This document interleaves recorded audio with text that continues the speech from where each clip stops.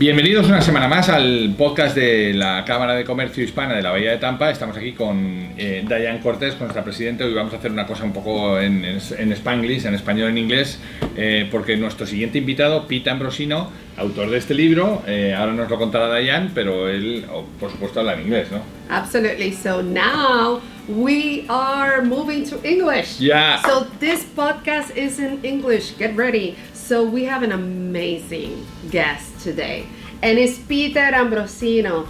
How I find my 50K in any business in 15 minutes or less.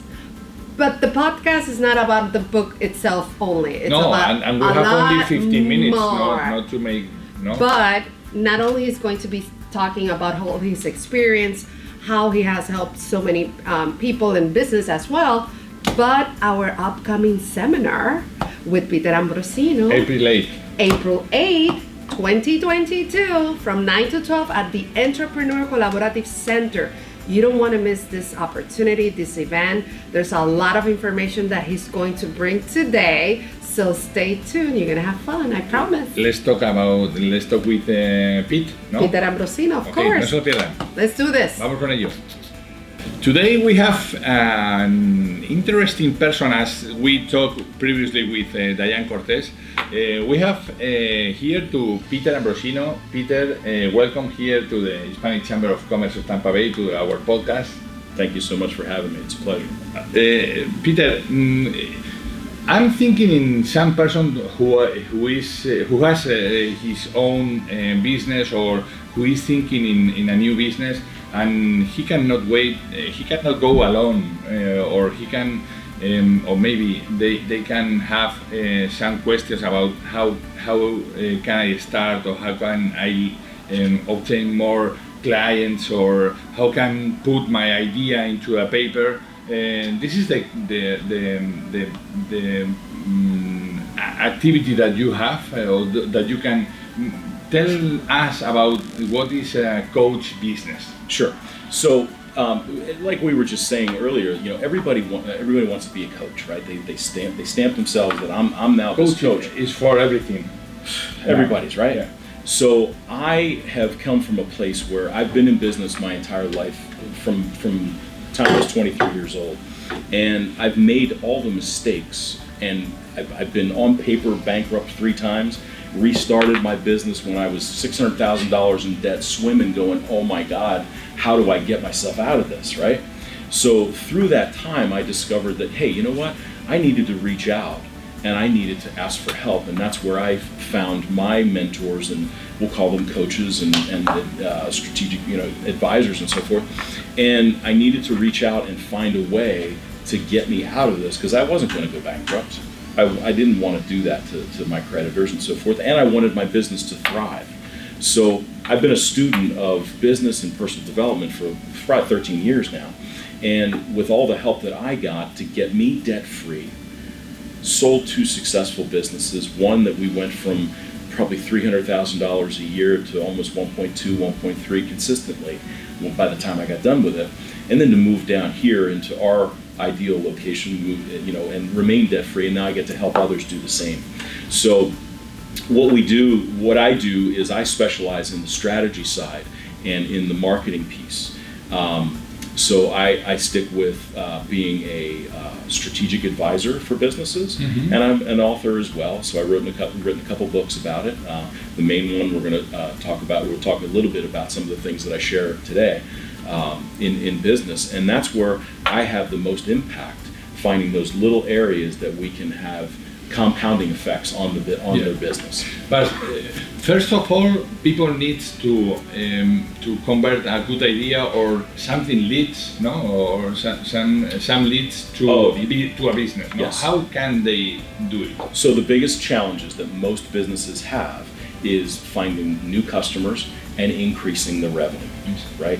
And that's where we dive in first. We find ways that how can we increase the leads, make them convert, and then when they convert, they're looking to pay the price that you think is projecting the best value, or for that client to write a check or sign up with you, right? So we dive into that, and then what's next after that is we have to look at their expenses and it's the margins that make our business tick. Yeah. So how can I affect and impact the margins? And that's where we would dive into. I would say that the right, when they're just starting out, to get back to what you're starting out, you need to have a way to interrupt and get your message across to your prospective client, right? And create that value. And where I start with is in the strategy. Let's just take, for example, you are in the daycare business, and you run a daycare. You take care of kids, and when people are looking for you, they're saying, okay, well, we've been in business. What we think our unique selling proposition is, what everybody tries to come up with, is the unique selling proposition. Well, we've been in business for a ton of years. We've got the best, most trained staff, greatest location, convenient to everybody. In fact, you can even look on your phone at your kids anytime during the day with cameras, but right? the question is, so what? No? Well, you're in the daycare business, so what's going on in my mind is I would hope so, right? What separates you from everyone else? And this is one of the things that we dive into real quickly is it's one that we build on tremendously. It's not unique selling proposition, it's market dominating position. So for example, with this daycare, we found out that they teach kids how to read. Well, what are they reading and what's going on there? And we start digging into it. Well, they can now say, well, we can have your kids reading at a second grade level by the time they're in kindergarten. Yeah. Game over, close Google, close the phone book. Now I know what separates you from everyone else. Yeah. So that's one of the ways that we look at. Another way to look at your business and where we tie into is the amount of transactions. If I can affect the amount of transactions that you have, for example, let's take only 25% of your customers. If we can talk 25% of your customers into buying 5 times a year from you instead of once.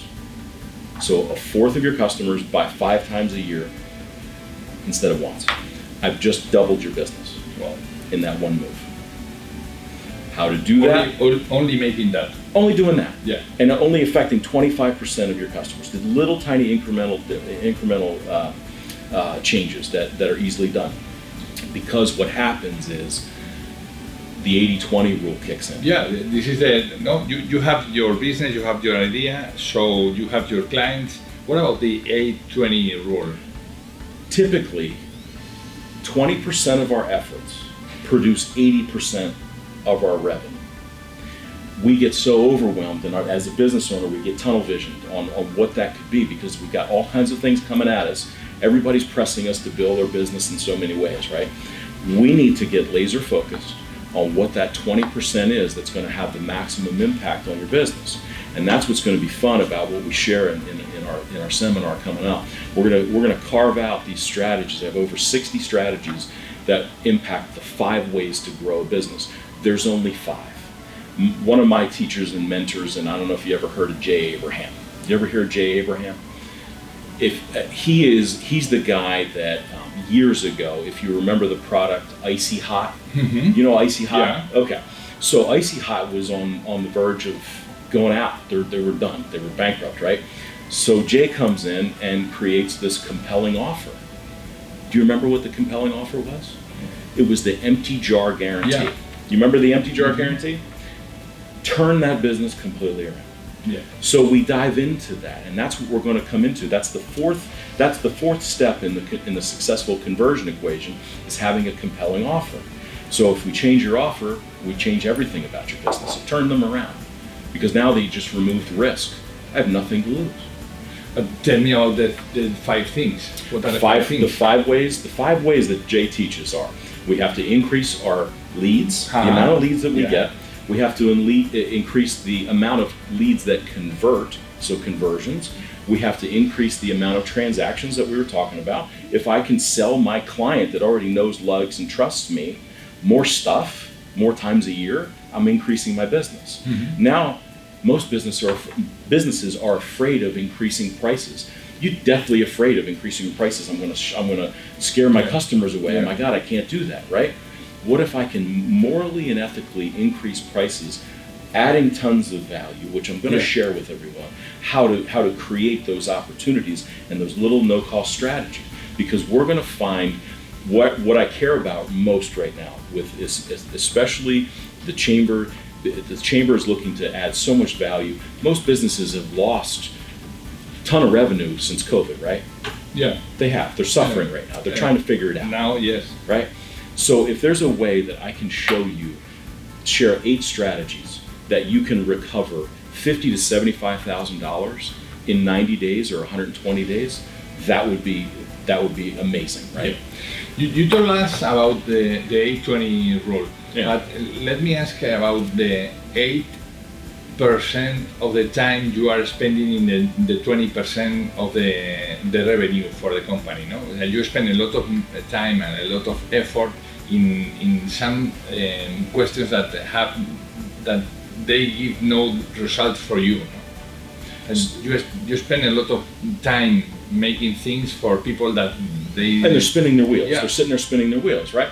Yeah, because the challenge is we may not be measuring it. And here's what, to your point, most businesses don't really have a business plan. Yeah. Who sits and starts and has an absolute written business plan or written goals, right? 95% of business owners don't have anything written down that is actually a plan, a methodical way of impacting their business. So what happens when we don't have that written down in that direction? We get bombarded from 6 different ways. Oh, you've got to advertise on Facebook, LinkedIn, Twitter, whatever, however many social media stuff we get so wrapped up in, right? Where am I spending my, and then you're sucked into a vacuum. Now I'm on the 20. Now I'm out of the 20%, right? So if I can refocus them and find the strategies that don't cost anything on your advertising or marketing, changing the message, finding that internal reality that is not expressed externally, such as the daycare. Well, I didn't know you taught my kids how to read like that. That's huge. Nobody else is saying it. And I don't care how big your competition is. We want to look up the 5-star rated companies, big or small, doesn't matter. And let's look at their messaging and find out what they're really saying. I'll give you another example. We all have bookkeepers. So what do you think a bookkeeper's main responsibility is still? I don't know. Just keeping track of entries, just data entry. Whatever you give the bookkeeper, they write it in. Put the date and give you a spreadsheet, and they give the information to the accountant to file your taxes, right? Well, what's the bookkeeper really doing in the background for you? She's looking at, or he is looking at all of your expenses. They're looking at your gas, your rent, your insurance, and all of a sudden they're coming up and saying, hey, you know, your fuel bill just went bananas this month. How come all your salespeople, the sales gas just went up crazy, right?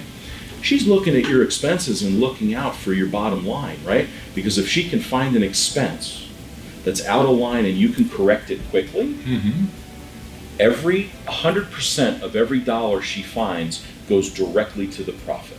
And that's where in the 5 areas, it's leads, conversions, transactions, pricing, and profits. So digging into profits, if I can pull something right there and add $1, I've just made 100% of that profit in the business in one move, right? So the secret is that bookkeeper is sort of a part-time CFO for that business.